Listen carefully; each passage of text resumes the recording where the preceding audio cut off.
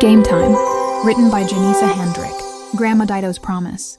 Sunlight streams through the kitchen window, illuminating dust motes dancing in the air. The air is thick with the scent of old spice and a strange quiet. In the background, Grandma Dido in her 50s, her face etched with worry lines and visible traces of bereavement, stands by the door greeting visitors. "I'm so sorry for your loss." "Dear," a woman says to Dido, her voice trembling slightly. "Such a tragedy." "Thank you," Grandma Dido replies, her eyes red-rimmed. Another guest, a man with a somber expression, offers his condolences. "They were a wonderful couple," he says. Grandma Dido nods, her eyes welling up. "The best," she whispers, dabbing at her eyes with a lace handkerchief. She glances towards Nia, a determined glint in her eye. "I'll be there for her." At the worn oak table, Nia 9, perched on a stool, picks at a loose thread on her dress. Her eyes are red and puffy, and a tear rolls down her cheek. Her feet, clad in new, bright red shoes with bows, wiggle slightly beneath the table. They throb with a dull ache. The front door creaks open and two figures enter. Tony, 7, his face smudged with chocolate, bounds in first. He clutches a brightly colored balloon. "Hi, Nia," he says, his voice a little too loud. "I brought you a balloon. It's red like your dress." He thrusts the balloon towards her, his brow furrowed when she doesn't smile. Near behind is Zane 9, his usually mischievous grin replaced with a solemn frown. He carries a small, wilted sunflower. "We're sorry for your loss, Nia," Zane says, barely a whisper. He carefully places the sunflower in a vase already overflowing with droopy flowers. Nia manages a sniffle and looks down at the table. "Thank you," she whispers. Tony sits on the stool next to her, the balloon bobbing excitedly. "My mom makes the best cookies," he says, trying to cheer her up. "Maybe we can bake some later?" Zane sits across from them, his gaze fixed on the floor. He kicks at a loose floorboard with the toe of his shoe. He notices Nia's feet wiggling and winces slightly. Suddenly, the door bursts again, and Esme, a freckled girl with bright pink pigtails, storms into the room. "Give me that!" she yells, snatching the balloon from Tony's hand. Tony gasps, his mouth falling open in surprise. Esme glares at Nia. "It's mine now," she declares, bouncing on the balls of her feet. "My daddy said I could have any balloon I wanted." Zane exchanges a bewildered look with Tony. Nia, however, surprises them all. She looks at Esme, her chin lifting slightly. "You can have it," she says, her voice small but firm. "Red's too much for today." She winces slightly, the ache in her feet intensifying. "Besides," she adds, "these shoes are already giving me a headache." Zane, watching Nia's feet, says gently, "Maybe you should take them off." "Nia, I think they're making your feet hurt." Nia looks down at her shoes, then back at Zane. He's right. Slowly, she slides her feet out of the red shoes and places them on the floor. The sudden release of pressure feels terrific. Esme stares at her momentarily, taken aback by Nia's unexpected response. Then a slow smile spreads across her face. "Okay," she says, a little sheepishly. "Thank you." She hands the balloon back to Tony. "Here," she says, "you can keep it." Tony, still a bit bewildered, takes the balloon back. He looks at Nia, his eyes wide with admiration. Watching the exchange with surprise and amusement, Zane finally smiles. Grandma Dido, watching the interaction from across the room, smiles softly. "I'll make sure she's okay," she vows to herself. "I'll be her strength." 12 years later, the flickering neon sign of the Salty Siren cast an eerie glow on the rain-slicked street around 9 p.m. Inside, the air smelled of stale beer and regret. This was not how Maya had envisioned her first date with Ronan. "So, you liked sports?" Ronan stammered, his face flushed. He gestured vaguely towards the television screen above the bar, where a gruesome wrestling match unfolded. Maya politely declined, her gaze fixed on the puddle beneath her feet. "It's not my thing," she admitted. "I prefer books." A long silence followed. Ronan shifted uncomfortably in his seat, his gaze darting around the room. "Books, huh? What kind of books?" "Oh, the usual," Maya said, forcing a smile.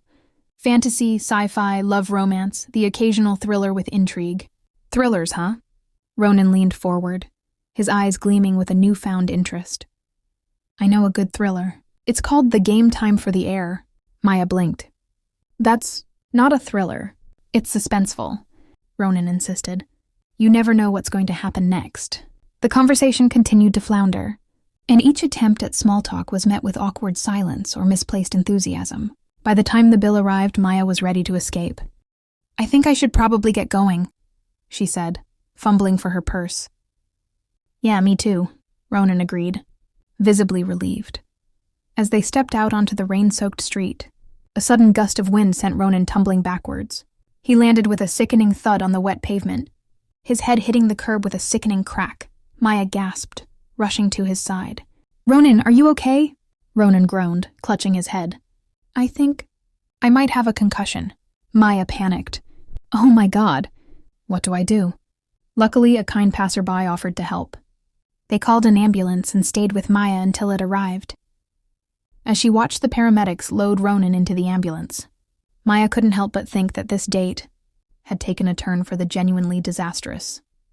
The next day, she received a bouquet from Ronan. Card attached read, "I'm so sorry about last night.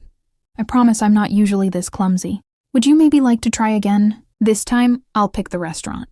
Maya smiled. Despite its dramatic ending, this first date mightn't be the last. After all, it certainly wouldn't be easy to forget. The rain had stopped, but the air in the alleyway was still thick with the scent of damp concrete and something faintly metallic. "Zane," a gruff voice rasped, "you're late." Zane, a man whose suit was more comfortable with shadows than sunlight, adjusted his fedora. "Apologies, Tony. Traffic was a nightmare." Tony, a mountain of a man with a face like a Greek god, snorted. "Traffic? In this neck of the woods? More like you got sidetracked by some dame with killer curves." Zane chuckled. "A man's gotta have his distractions, Tony. Besides, this meeting is about something delicate." "Delicate?"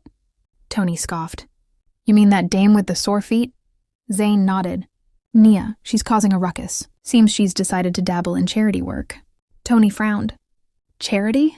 Nia Sore Feet Sorelli? The woman who'd skin a flea for a nickel?" "Exactly," Zane confirmed. "But this charity is different.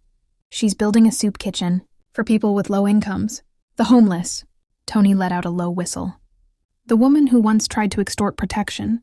Money from a hot dog vendor is now feeding the hungry? This is more interesting than I thought." Zane leaned closer. "There's more. She's attracting attention. Good attention. The newspapers are singing her praises. The mayor is even considering giving her a key to the city." Tony slammed his fist on a nearby dumpster, rattling the cans inside. "This can't stand. Nia Sorelli a saint? It's an insult to organized crime." Zane smiled. "Precisely. We need to find a way to discourage her philanthropy." Tony grinned, a predatory glint in his eyes. "Leave it to me. I'll handle this. But first," he paused, "I need a drink. This rain has dampened my mood." Zane nodded in agreement. That was a wise choice. "But remember, Tony," he added with a sly grin, "sometimes the most effective weapons are the ones you don't see coming." A stray cat darted across their path as they walked towards the nearest bar. Tony, startled, jumped back. "Damn feline," he muttered. "Always lurking in the shadows." Zane chuckled. "Just like us, Tony, just like us." The rain lashed against the windows of Nia Sorelli's penthouse apartment, mirroring the storm brewing within her. Years had passed since the incident with the hot dog vendor. Years of carefully cultivating an image of philanthropy, of becoming a beacon of hope in the city. And now these two thugs, sent by those shadows from her past, threatened to tear it all down. They stood before her, imposing figures against the backdrop of her elegant living room. Tony, his face a mask of menace, loomed over her.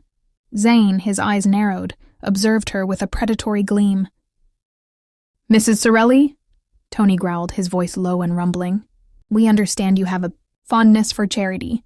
Sitting regally on a silk sofa, Nia met his gaze with an unwavering stare. "And?" Tony chuckled, a humorless sound. "And we believe it would be unwise for your philanthropic endeavors to continue." Nia raised an eyebrow. "And what makes you think I would comply?" Zane stepped forward, his voice a silken whisper. "Let's just say, persuasion can take many forms. There's a little accident here, a misunderstanding there, perhaps a fire at your beloved soup kitchen." Nia remained calm, her voice steady despite the tremor of anger within her. "You underestimate me, gentlemen. I've built this empire on more than just charity. I have connections, influence." Tony scoffed. "Connections? Influence? Those things can be fragile." especially when they're built on a foundation of, let's say, less than legal activities. He paused, letting the threat hang heavy in the air. Nia felt a surge of fury, a familiar anger rising within her. But she suppressed it, replacing it with a cool, calculating gaze. "You know," she said, her voice deceptively soft, "I've always believed in finding peaceful resolutions." She paused, her eyes flickering to Zane. "But I also believe in self-defense." She gestured towards a discreet alarm button hidden beneath a crystal ashtray. "And I assure you, Mr. Tony, that button is connected to a very persuasive argument." Tony and Zane exchanged a wary glance. Nia Sorelli, the woman who once walked the streets with a limp and a scowl, had evolved. She was no longer the vulnerable girl they had once underestimated. She was a force to be reckoned with, a woman who had learned to wield subtle and overt power. As the two men exchanged uneasy glances, Nia knew this was far from over. The battle lines had been drawn, and she was prepared to fight. The sore-feet Nia Sorelli was no more. In her place stood a woman who had risen from the ashes, stronger, wiser, and ready to defend her hard-won victories. The tension in the room was palpable. Tony and Zane, two heartthrobs, found themselves inexplicably drawn to the woman they had come to intimidate. Nia unexpectedly affected them with her unwavering gaze and steely resolve. Zane, the more cautious of the two who sometimes help out at the soup kitchen, was strangely captivated by her calm demeanor. He had expected fear, perhaps even tears. Instead, he encountered a woman who met his gaze with an unwavering confidence that intrigued and intimidated him. Tony, the more impulsive of the two, a lawyer whom was initially dismissive, but as Nia spoke, her voice low and measured, a grudging respect began to simmer within him. He admired her courage, her defiance. He had underestimated her and found himself strangely intrigued by this unexpected turn of events. The meeting ended abruptly, with a tense silence hanging in the air. As they left the apartment, Zane couldn't shake off the image of Nia, her eyes blazing with defiance. Tony, meanwhile, found himself brooding over her words, her unexpected strength leaving an indelible mark on him. Days turned into weeks. Tony and Zane, despite their best efforts, couldn't seem to forget the enigmatic Nia Sorelli. They found themselves drawn back to her world, observing her from afar, admiring her philanthropic endeavors. Then came the unexpected twist. Nia's grandmother, a formidable woman with a sharp wit and a penchant for mischief, had a long-standing rivalry with Tony's grandfather. Their rivalry had escalated into a series of playful bets, the most recent of which involved a heated chess game.